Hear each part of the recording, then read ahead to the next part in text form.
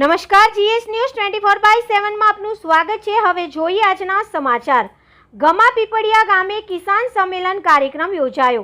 બાબરાના ગમા પીપળિયા ગામમાં ભારતીય કિસાન સંઘ તાલુકા પ્રમુખ ભાનુભાઈ પાનસેરિયાની આગેવાની દ્વારા કિસાન સંમેલન યોજવામાં આવ્યું। વરસાદના માહોલમાં પણ બહોળી સંખ્યામાં ખેડૂતોએ હાજરી આપી તેમજ ભારતીય કિસાન સંઘના આમંત્રણને માન આપી આત્મા પ્રોજેક્ટમાંથી આસિસ્ટન્ટ ટેકનોલોજી મેનેજર રોહિતભાઈ પટેલ પધારેલા। તેમણે ખેડૂતોને પ્રાકૃતિક ખેતી વિશે સરસ માહિતી આપી। પ્રાકૃતિક ખેતીની શરૂઆત ખેડૂતોને 1 થી 5 વીઘા સુધી પણ કરી શકે।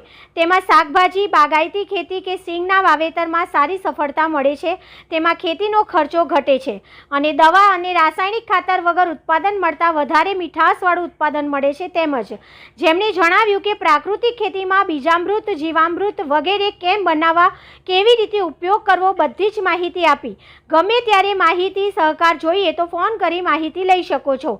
તેમજ ગમા પીપળિયામાં પ્રાકૃતિક ખેતી કરતા શિવાભાઈ રમેશભાઈ પાસેથી માહિતી મેળવી તેમને રાહબર બનાવી શકો છો।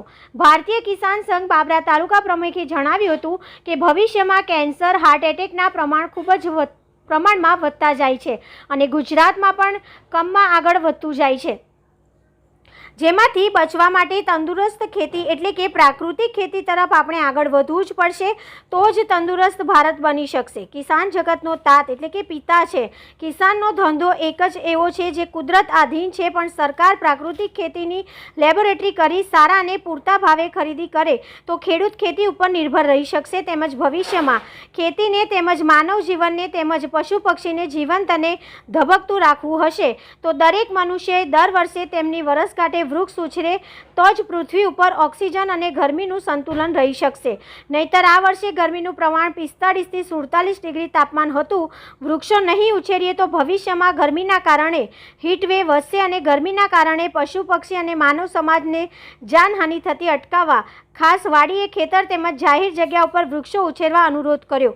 તેમજ ગમા પીપળિયા ભારતીય કિસાન સંઘમાં વધુમાં વધુ સભ્ય નોંધણીમાં જોડાય તેવું જણાવ્યું।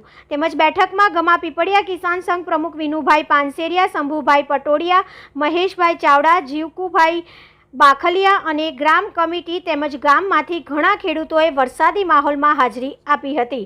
Reporter Bhanubhai Panseriya, Gujarat secure news, Babra. મારું નામ છે રોહિતભાઈ પટેલ, એટીએમ તરીકે બાબરા તાલુકામાં ફરજ બજાવું છું। આજ રોજ અમરેલી જિલ્લાના બાબરા તાલુકાના ગમા પીપળિયા ગામની અંદર જે ક્લસ્ટર બેઝ તાલીમનું આયોજન છે, તેમાં ગમા પીપળિયા ગામની અંદર ક્લસ્ટર બેઝ તાલીમનું આયોજન કરેલું। તેમાં ગામના ખૂબ જ મોટી સંખ્યામાં ખેડૂતો ઉપસ્થિત રહેલા।